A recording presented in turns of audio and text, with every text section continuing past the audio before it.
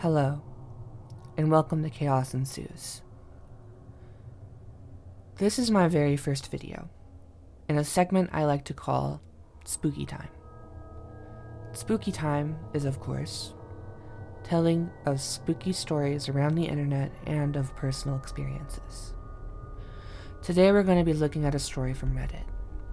The author of this story will be linked below. What happened to my best friend? When I was 9, I became friends with a girl named Angela. We met towards the end of summer vacation. That was when her family moved into a house on my street. Despite the fact that I was a boy and she was a girl, we soon became best friends. Angela was really into dancing. She took lessons at a dance studio in her neighborhood and watched all the dancing competition shows on TV religiously. Every time they aired a new episode, it would be all she would want to talk about. And, being a good friend, I always lent an ear. About 3 months into our friendship, it occurred to me that, despite all the constant dance talk, I'd never actually seen her dance. One Saturday, while I was out riding my bike, I decided to swing by the dance studio to see her in action. She always attended a class on Saturday morning, so I pedaled on over and went inside. She spotted me as I walked in and waved. I waved back, but when some of the other girls turned and gave me a weird look, I quickly stopped and took a seat in the visitors area. From there, I watched the last half hour of the class, and man, was she good. Well, for a 9-year-old anyway. Being a guy, I didn't really know much about dancing beyond what I've learned from hanging out with Angela, but I could tell she'd put in a lot of practice. Anyway, when the class ended, I noticed her slip away from the group and head back towards what I assumed were the changing rooms. While I waited for her to emerge, one of the other girls, who was maybe 11 or so, approached me with a disgusted look on her face. She demanded to know why I'd been watching them like some pervert. I was taken aback and quickly explained that I just wanted to see my friend Angela dance and she's always talking about it. Now this girl looked confused in addition to the disgust. She told me none of the girls in this class was named Angela.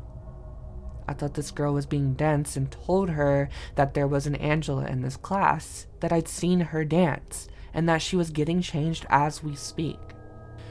By this time, some of the other girls had overheard our conversation and were coming over. They also said there was no Angela in this class and wanted to know why I was here. Assuming they were messing with me, I decided just to wait outside for Angela, but she never did appear. Eventually, I made my way home. During the whole ride back, I felt really confused about everything that had happened. Why were those girls insisting that there was no Angela? And where did Angela go? Did she sleep out a back exit? Possibly to avoid having to admit she knew me or something? Was she embarrassed about being friends with a boy? These questions were still ping-ponging around inside my head as I rode up the driveway. I told my mom about what had happened. Nothing could have prepared me for her reaction.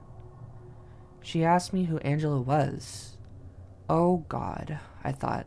Is my mom in on this prank or whatever this is? I told her she knew perfectly well who Angela was. That she'd only been my best friend since the last of half of summer break. At this, a genuinely concerned look overtook my mother's face. She insisted that there were no other kids my age on our street, let alone one named Angela. Not believing what I was hearing, I immediately went over to her house, only there was no one there. There was a for sale sign out front, and when I peered in through the windows, it was obvious that the house had been unoccupied for some time. To this day, I don't know what to make of this experience. I'm certain I didn't invent this girl. She wasn't an imaginary friend. We'd arm wrestled once. So I know she was as tangible as the computer I'm typing this on right now. I'd also been over to her house plenty of times. Her parents, her pets, the furniture. It was all as real as anything could ever be. So where did it all go? And why does no one else remember any of it? I didn't have any answers, and I don't know. and I still feel every bit as freaked out thinking about this as I did when I was peering through those windows into an empty house.